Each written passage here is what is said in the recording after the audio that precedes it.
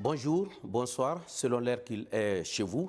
Depuis le 5 septembre 2021, la République de Guinée a amorcé une nouvelle transition politique après notamment la dissolution des institutions républicaines. Et depuis, les nouvelles autorités incarnées par le Comité national pour le rassemblement et le développement CNRD, avec à sa tête le colonel Mamadi Doumbouya, a engagé des réformes basées entre autres sur la rectification institutionnelle et la refondation de l'État. Transition et réforme, c'est le thème de cette table ronde que nous vous proposons, mesdames et messieurs. Quelles réformes politiques, juridiques et sociales faut-il mener pour des lendemains meilleurs en Guinée? Quel est le rôle dévolu à toutes les parties prenantes dans la gestion de la transition? Autant de questions auxquelles nous tenterons de répondre avec nos invités. Fanta Conté, conseillère nationale de la transition et secrétaire parlementaire. Fanta, bonsoir et bienvenue. Merci beaucoup, David. Docteur Abdoulaye Sylla, enseignant-chercheur et avocat au barreau de Guinée. Monsieur Sylla, bonsoir et bienvenue. Bonsoir, monsieur Yombono. Amirou Diawara, directeur général de l'Agence nationale pour la promotion de la citoyenneté et de la paix, l'ANACIP. Monsieur Diawara, bonsoir et bienvenue. Bonsoir, monsieur Yombono. Pour commencer donc cette émission, nous allons faire un tour de table pour recueillir les avis de nos invités sur leur perception de la transition en cours dans notre pays. Et pour commencer, j'irai vers vous, Fanta Conté. Quelle est la perception que vous avez de la transition en cours dans notre pays? Je rappelle que vous êtes conseillère nationale de la transition et secrétaire parlementaire. Merci beaucoup, monsieur Yomuno, pour cette question. Moi, je ne perçois pas cette transition comme sous l'angle de changement de régime. Moi, je la perçois plutôt comme une opportunité permettant à la Guinée de repartir sur de nouvelles bases en engageant des réformes courageuses. Quand je parle de réformes courageuses, parce que vous savez, dans un régime normal, souvent, les autorités n'ont pas le courage d'engager des réformes qui peuvent parfois toucher les intérêts des alliés, des intérêts des personnes qui peuvent se retourner. Donc, du coup, et aujourd'hui, nous avons la chance d'avoir des autorités qui se sont engagées à ne pas se présenter aux prochaines élections. Donc, pour moi, c'est une opportunité à saisir pour faire bouger les lignes en engageant, comme je l'ai dit, des réformes courageuses et osées qui vont permettre de mettre en place des institutions fortes, crédibles et légitimes, des institutions qui peuvent garantir ce processus démocratique que nous souhaitons et que le CNRD prône dans ses valeurs. Donc pour moi, vraiment, c'est une opportunité à ne pas rater.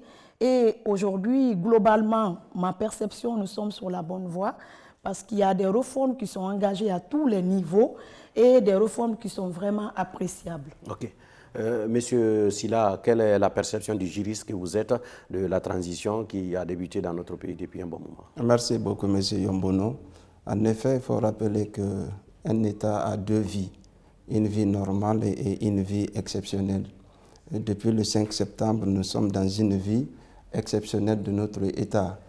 Et cette vie exceptionnelle peut être enclenchée par plusieurs facteurs, dont les révolutions, les guerres civiles, les coups d'État et j'en passe. Donc depuis le 5 septembre à nos jours, il y a beaucoup de choses qui ont été faites par les autorités en charge de la transition et beaucoup d'autres choses restent à faire. Donc cette transition est une opportunité pour la Guinée pour répartir sur de nouvelles bases. Quand vous dites beaucoup de choses restent à faire, vous pouvez citer deux par exemple? Bien sûr, l'élaboration des textes de sortie de crise, la mise en place de certaines structures qui doivent œuvrer pour ce faire, notamment l'organisation des élections, la mise en place de l'organe qui doit s'occuper de l'organisation de ces élections à venir. Donc il y a des choses qui restent à faire, même si beaucoup d'autres choses ont été déjà faites par les autorités de la transition. Donc pour moi, nous sommes encore dans la transition, beaucoup de choses ont été faites. Il faut encore continuer de travailler dans cette logique pour faire le reste et finir la transition en beauté et dans la paix. OK. Alors, je vais me tourner vers vous, Monsieur Diawara. Je rappelle que vous êtes le directeur général de l'Agence nationale pour la promotion de la citoyenneté et de la paix dans notre pays. Quelle est la perception que vous avez au niveau de votre structure par rapport à la transition depuis le 5 septembre 2021? Merci, M. Yombono. Avant de donner mon sentiment en termes de perception, il faut rappeler le contexte qui a prévalu à l'avènement du CNRD. Ce contexte était marqué par une fissure du tissu social. Il était aussi marqué par une déliquescence de l'État, mais aussi, surtout, une malgouvernance qui faisait qu'il y avait une rupture du contrat social entre les citoyens et l'État, c'est-à-dire les gouvernants. Partant de ce contexte, ma perception de la transition est que dans une société, l'élément cohésion est très important. Parce que si dans un pays, les individus ne se reconnaissent pas, il n'y a pas le vivre ensemble, il est entamé.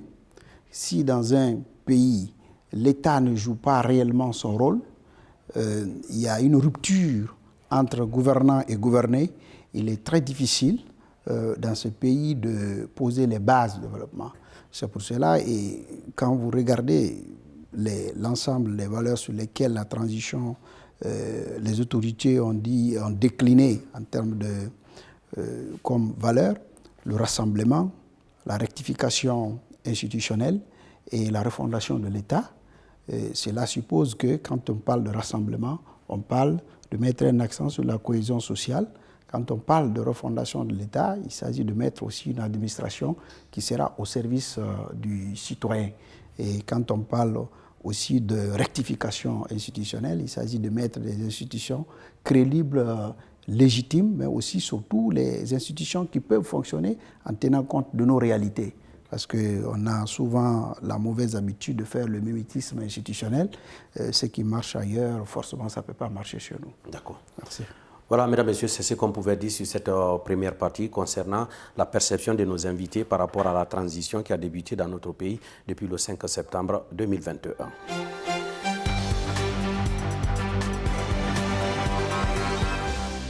Nous allons à présent parler des réformes juridiques, politiques et sociales qu'il faut mener durant cette transition pour des lendemains meilleurs dans notre pays. Je vais commencer par vous, M. Ossila. Quelles réformes faut-il aujourd'hui mener en Guinée pour des lendemains meilleurs, pour qu'au sortir de cette transition, le Guinéen puisse être heureux? D'accord. Merci pour la question. En effet, il y a plusieurs réformes à mener pendant cette transition. Est-ce que vous n'êtes pas sans savoir que depuis le 5 septembre, depuis qu'on a annoncé l'abrogation de la Constitution de 2020 par les autorités de la transition, on s'est inscrit dans la logique de réformer notre pays. Et ces réformes peuvent toucher plusieurs aspects. Il y a un aspect juridique, il y a un aspect économique, il y a un aspect social et même culturel de ces réformes-là. Et moi, je vais mettre l'accent plus particulièrement sur les textes de sortie de crise. La première réforme va concerner notre constitution, l'élaboration de la nouvelle constitution. Je parle en toute connaissance de cause parce que c'est quand on a ce texte fondamental-là qu'on va essayer de réviser les textes infraconstitutionnels conformément à la Constitution pour établir une harmonie entre la Constitution et les autres textes inférieurs. Donc cette Constitution, elle est tant attendue aujourd'hui pour pouvoir engager les autres réformes qui vont suivre.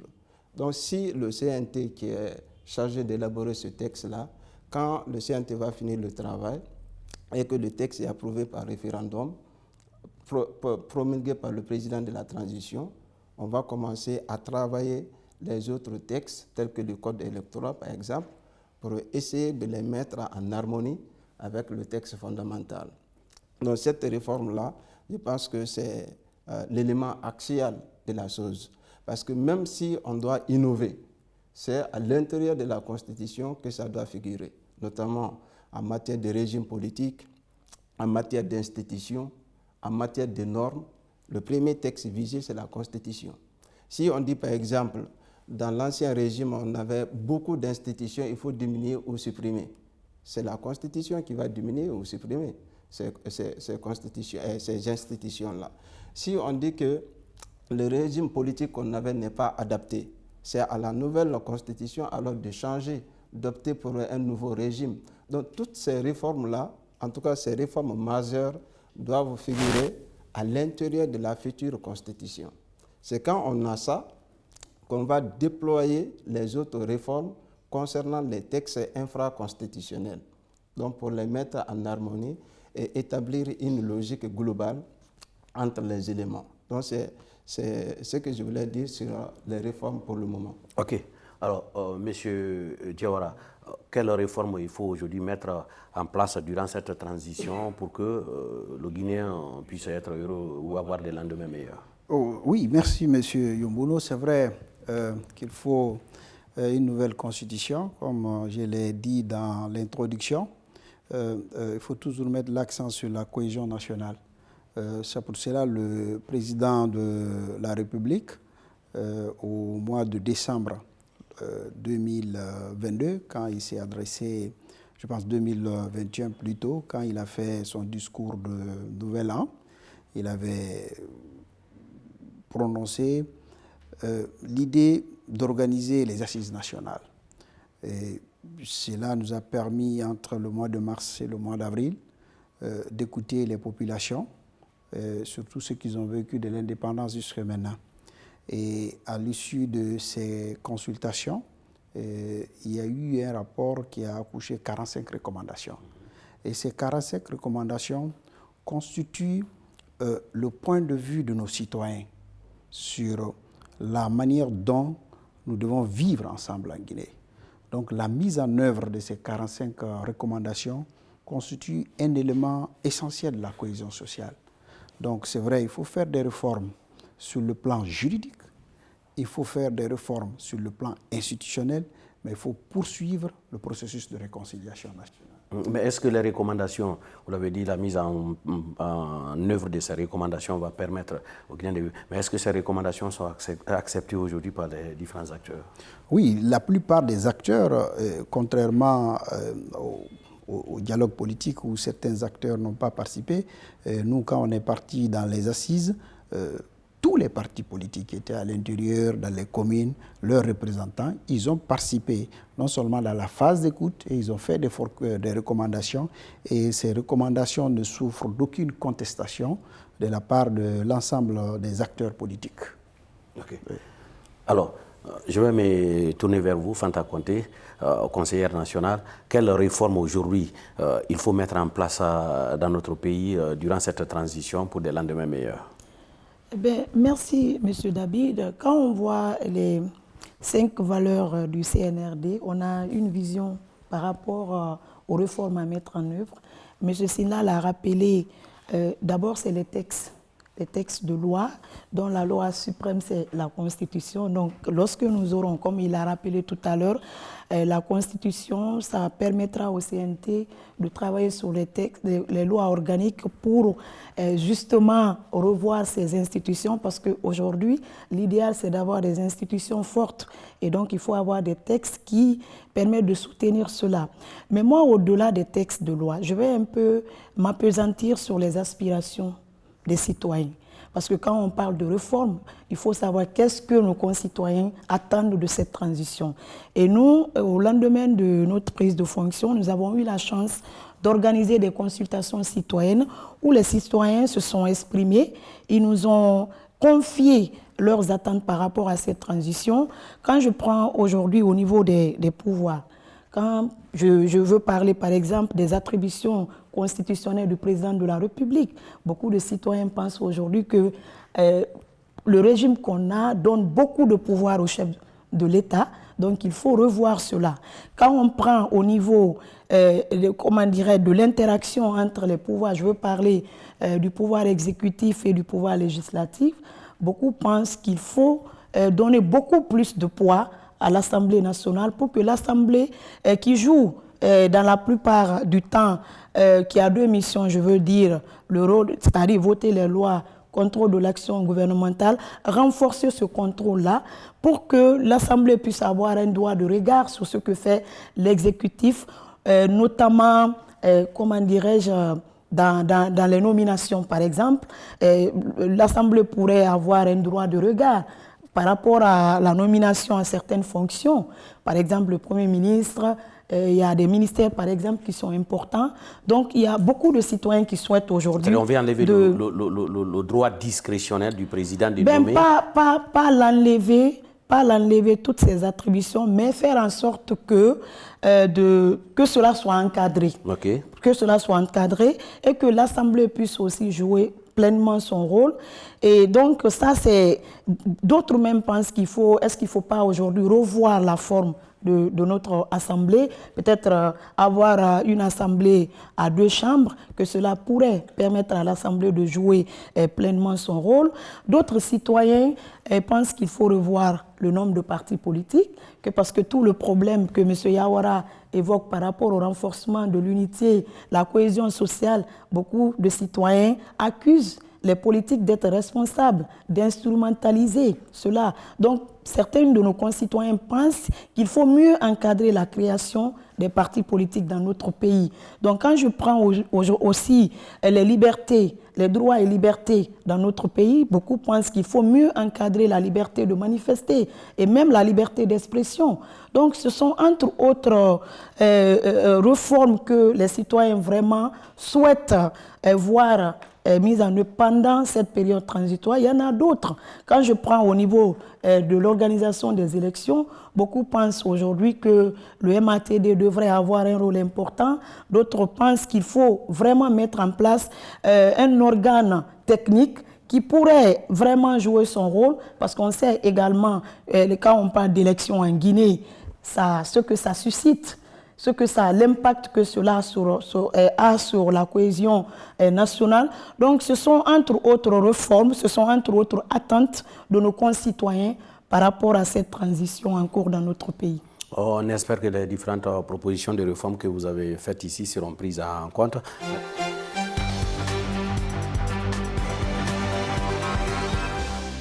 Nous allons à présent aborder ou évoquer le rôle dévolu à chacune des parties prenantes de la gestion de cette transition. Que doivent faire les différentes parties prenantes? Je rappelle qu'il y a le gouvernement, il y a le Parlement de transition, il y a des acteurs politiques et sociaux, il y a aussi les partenaires techniques et financiers. Pour cette troisième partie, je vais commencer par vous, M. Diawara. Quel est le rôle dévolu aujourd'hui aux différents acteurs? Je viens de les citer, le gouvernement de transition, les partenaires techniques, les partis politiques. Quel est le rôle dévolu à chacune des parties pour la réussite de la mise en place de ces différentes réformes dont nous venons de parler? Ok, merci M. Yombono. Vous savez, la transition, c'est 3 phases, comme décliné d'ailleurs dans le programme intérimaire du gouvernement, le PRI. Vous avez la phase dite de la refondation, vous avez la phase de la consolidation et vous avez la phase de l'achèvement. Et au niveau de chacune de ces 3 phases, l'ensemble des acteurs que vous avez cités, chacun a un rôle à jouer. Dans cette phase de refondation, l'acteur principal, ça a été le CNRD, parce que selon la charte, c'est l'organe central et d'orientation de la transition. Je pense qu'ils ont déjà donné le cap en déclinant avec le gouvernement les différentes phases du chronogramme de la transition. Donc, après cette première phase où le CNRD a joué un grand rôle, il ne faut pas aussi oublier qu'il y a eu un processus de cadre de dialogue qui a permis aussi à l'ensemble des partis politiques de venir se prononcer aussi, après le compromis dynamique avec la CEDEAO, sur ces différentes étapes. Et de là, il y a eu 35 résolutions qu'on a actées avec ces acteurs politiques, les organisations de la société civile, pour donner leur point de vue sur la façon dont la transition doit être menée. Ce qu'on peut ajouter en termes de rôle des partis politiques, c'est de travailler à l'éducation civique. Parce que quand une transition, pour qu'elle se déroule très bien, il faut qu'elle soit apaisée. autant la transition est apaisée, autant les partis politiques qui vont jouer leur rôle dans l'éducation civique, dans l'éducation citoyenne, pour permettre aux citoyens de comprendre les enjeux de la transition. Cela va nous permettre d'avoir des élections crédibles et transparentes pour sortir complètement de la transition. Je n'oublie pas aussi les partenaires techniques et financiers qui ont d'ailleurs pris un engagement à accompagner la transition du début jusqu'à la fin. Mais au-delà aussi, la société civile d'être une force de proposition, elle doit aussi jouer son rôle de veille citoyenne, parce que la transition n'est pas que réforme institutionnelle, la transition aussi c'est la moralisation de la vie publique, donc c'est la redevabilité, la lutte contre la corruption, et je pense que la société civile peut bien jouer ce rôle pendant cette période de transition. Alors, Fanta Conté, quel rôle, vous allez parler des autres acteurs, le gouvernement, les acteurs politiques et sociaux, mais je vais commencer par le Parlement de la transition. Quel rôle doit jouer le Parlement de la transition durant cette transition pour la réussite de la mise en place des réformes? Ok, d'abord, M. Yombouno, la réussite de cette transition incombe à tous les acteurs. Okay. Chacun devrait jouer sa partition pour que cette transition soit apaisée et réussie. Maintenant, par rapport au rôle du Conseil national de la transition, comme vous le savez, selon les articles 56 et 57 de la Charte de la transition, le CNT joue le rôle d'organe législatif de la transition et il a 5 missions. Donc la première mission du CNT, c'est d'élaborer un projet de constitution qui sera soumis, qui sera adopté par référendum. Et la deuxième mission, c'est vraiment d'élaborer et examiner des textes législatifs. Et la troisième mission, c'est de suivre la mise en œuvre du feuille de route, de la feuille de route, j'allais dire, de la transition. La quatrième mission, c'est de contribuer à la promotion, à la défense des droits de l'homme et des libertés publiques. Et la cinquième mission, c'est de contribuer à la réconciliation nationale. Maintenant, par rapport à ces 5 missions, quand je prends la première mission qui est très attendue par nos concitoyens, à savoir l'élaboration de la nouvelle constitution, il y a pas mal d'actions qui ont été menées par le CNT. D'abord, nous avons organisé des consultations citoyennes pour recueillir les attentes de nos concitoyens par rapport à cette transition-là dans les 33 préfectures et dans les 5 communes de Conakry. Nous avons organisé des missions d'études dans certains pays pour aller nous inspirer des bonnes pratiques constitutionnelles dans ces pays. Nous avons organisé le symposium sur le constitutionnalisme qui nous a permis de réunir des experts, des constitutionnalistes guinéens et étrangers. Nous avons organisé le débat d'orientation constitutionnelle qui nous a également permis de recueillir les attentes des acteurs de la vie nationale, mais surtout des propositions concrètes qui peuvent inspirer les conseillers à élaborer une constitution qui répond aux aspirations des peuples. La deuxième mission qui consiste à l'élaboration, l'examen et l'adoption des textes législatifs. Il y a aujourd'hui pas mal de réformes qui sont engagées par les autorités et donc le CNT a adopté beaucoup de lois qui vont permettre de revoir ou de corriger les imperfections dans beaucoup de secteurs. Je prends aujourd'hui la loi sur la fonction publique locale qui a été votée par le CNT. Il y a la loi sur le code de l'artisanat. Il y a la loi qui donne aujourd'hui un statut particulier aux institutions d'enseignement supérieur pour les permettre d'être très efficaces et efficientes dans la mise en œuvre de leurs actions. Il y a pas mal de lois qui ont été votées par le CNT, mais des lois qui ont été initiées par le gouvernement. Et donc, moi, je pense que c'est des choses quand même qui encouragent et qui nous permettent de nous rassurer par rapport à la suite de cette transition. On initie des missions d'information dans beaucoup de secteurs pour vraiment suivre l'action gouvernementale. Donc, pour moi, le CNT est en train de jouer son rôle en termes d'organes législatifs, conformément aux missions décrites dans la charte de la transition. Ok. Alors, Monsieur Sila, la même question vous est posée. Quel est le rôle dévolu? Je vous demanderai par exemple de vous prononcer sur le rôle dévolu des partis politiques, des partenaires financiers ou encore des acteurs sociaux par exemple. Merci beaucoup.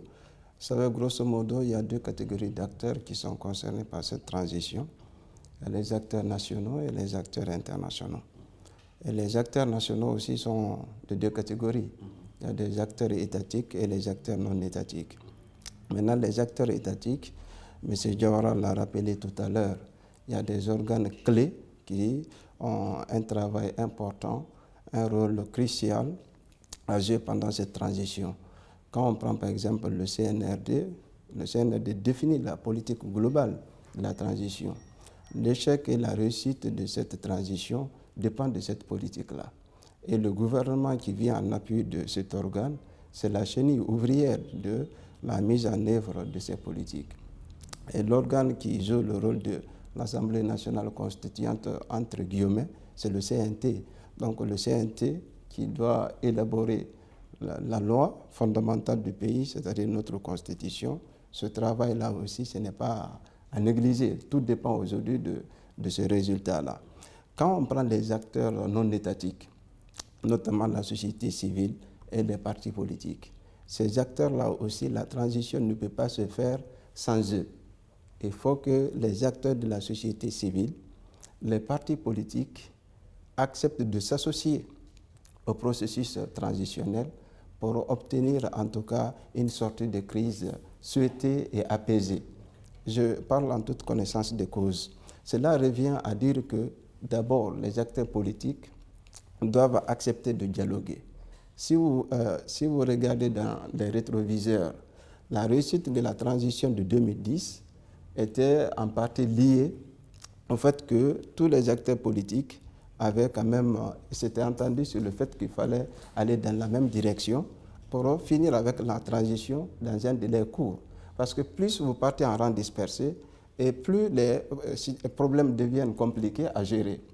Or, il y a un chronogramme qui est défini, donc il faut s'entendre, il faut accepter de venir dialoguer pour aller dans la même direction et finir avec la transition. Ça, c'est du côté des acteurs politiques. Du côté de la société civile doit être là, doit veiller à l'action de tous les autres acteurs pour ne pas qu'ils s'éloignent de l'essentiel, c'est-à-dire de ce qui doit être fait pendant la transition. C'est pourquoi sur les chaînes de radio, télévision, vous voyez, les gens rappellent les engagements, par exemple du CNRD, rappellent le CNT, on attend la Constitution. Vous voyez. Donc la société civile est dans son rôle quand elle fait ces genres de déclarations. Donc je dis, en résumé, la transition ressemble à un film où chaque acteur a sa partition à jouer. Et l'appréciation globale de la fin du film dépend du rôle de ces acteurs-là. Que chaque acteur a joué. Chaque acteur joue bien son rôle, la fin du film sera appréciée par les téléspectateurs. Et là, je vais parler du peuple. Donc, il y a beaucoup de choses qui peuvent vraiment être améliorées, revues pendant cette transition-là. Et par les différents acteurs. Par les différents acteurs. Et réussir la transition dans le délai imparti et finir avec ça. Parce que c'est une phase de notre histoire qui est en train de se dessiner.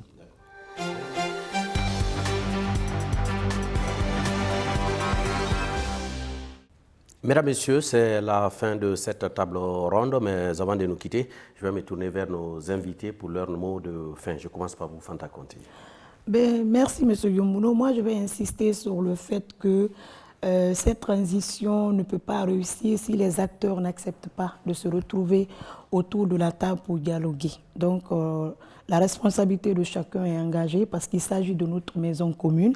Et quand c'est notre maison commune, il faut qu'on accepte de se parler parce que nous sommes entre Guinéens et rien ne peut se construire sans la paix. En tout cas, je tiens à vous rassurer sur ce plateau, au nom de Monsieur le Président du Conseil national de la transition, que tous les textes qui seront votés par le CNT seront des textes qui nous ressemblent et qui nous rassemblent. En tout cas, nous ferons en sorte que nos textes reflètent nos réalités, que ce soit des textes vraiment qui vont résister au temps. Ok.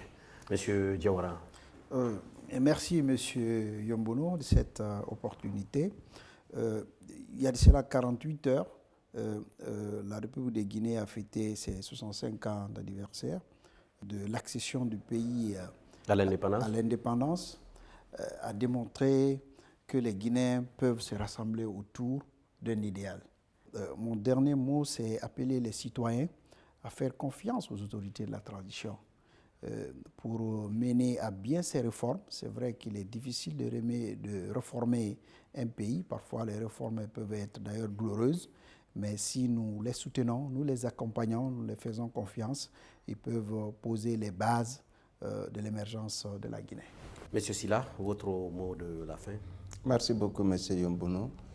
En effet, j'ai un certain nombre de messages à faire passer à l'égard des acteurs de la transition. Je disais que le CNT est beaucoup attendu dans cette transition parce que c'est le CNT qui a la charge d'élaborer la nouvelle constitution. Et ça, je suis très content d'avoir la représentante du CNT ici, Mme Conté. Je pense que si on a la constitution, beaucoup d'autres phases et étapes pourraient suivre. Donc cette constitution, il faudrait qu'elle soit mise à disposition, en tout cas dans un délai raisonnable, pour que le peuple de Guinée puisse l'apprécier. Le deuxième message s'adresse à la société civile et aux acteurs politiques. Je parle en toute connaissance de cause. Parce que si les partis politiques se mettent ensemble dans un premier temps, en accord avec les autorités de la transition, on peut finir la transition dans un coup de lait. Mais plus les tractations durent, plus on prend du temps à régler ces problèmes-là pour aller à l'essentiel. Donc les acteurs politiques doivent accepter de venir à la table de négociation pour essayer de s'entendre avec les autorités de la transition pour finir cette transition dans un délai raisonnable. L'autre message est adressé à la société civile qui doit continuer à jouer son rôle de veille. La société civile doit veiller sur les acteurs de la transition pour voir est-ce que ce qu'on s'est dit, les engagements pris sont en train d'être respectés ou pas. Et ça, c'est le rôle de la société civile. C'est pourquoi parfois elle peut dénoncer, parfois elle peut apprécier quand les choses sont respectées. Et le dernier message s'adresse maintenant au CNRD et à son gouvernement. Je le dis parce que, en fait, la réussite et l'échec de la transition incombent au CNRD. Donc le CNRD doit accepter de tirer les leçons du passé, éviter les erreurs du passé pour finir cette transition en beauté. Donc la réussite de la transition incombe au CNRD. Ok. Merci beaucoup, M. Sylla. Mesdames, Messieurs, c'est la fin de cette table ronde au cours de laquelle nous sommes revenus notamment sur la perception de nos invités par rapport à la transition, sur les réformes à mettre en place pour des lendemains meilleurs, mais aussi le rôle dévolu à chacune des parties prenantes pour le succès de la transition en cours dans notre pays. Cette émission est une initiative du réseau des centres d'éducation civique et électorale en partenariat avec l'Agence nationale de la promotion de la citoyenneté et de la paix, l'ANACIP, le service national de l'éducation civique avec l'appui technique d'AIFES dans le cadre du projet d'appui à la transition et aux processus électoraux sous financement de l'USAID. Merci de nous avoir suivis et portez-vous bien.